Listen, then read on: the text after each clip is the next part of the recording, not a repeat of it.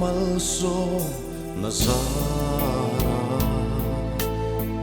damte alo se lian zeli tringun lam tuang ron so ve in ni ropui kan tleng ta amizle zong te min long pui veru in thin ni kum tuang run rem pui dun turi lal pan min hwal him se oi su lo cheng la i ne na kanin la ne mal min som sa kan che i ko mai kan di le he ni ropui a hian ropui ber la o Yesu min lom pui ve ang che kan kut sui hi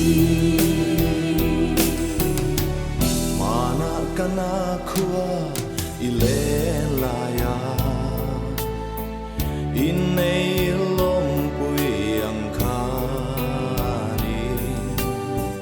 kan thin lung wain ron ti pung la mal min som sa kan che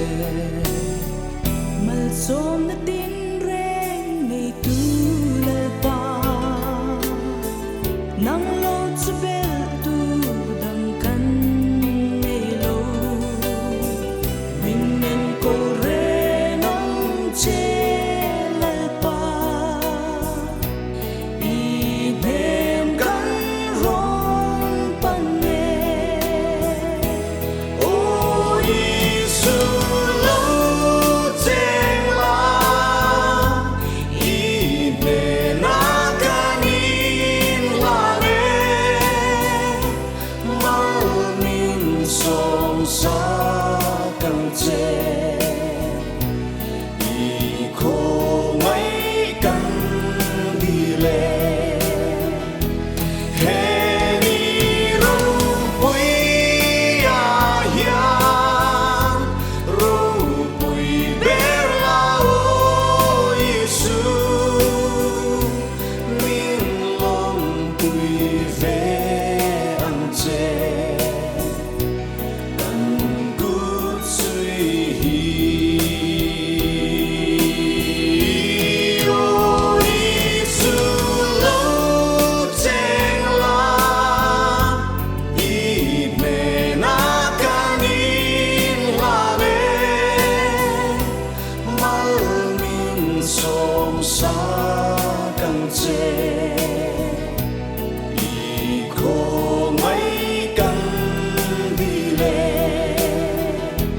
he ni ropui a hian ropui ber la o Yesu min lom pui ve ang che kan kut sui hi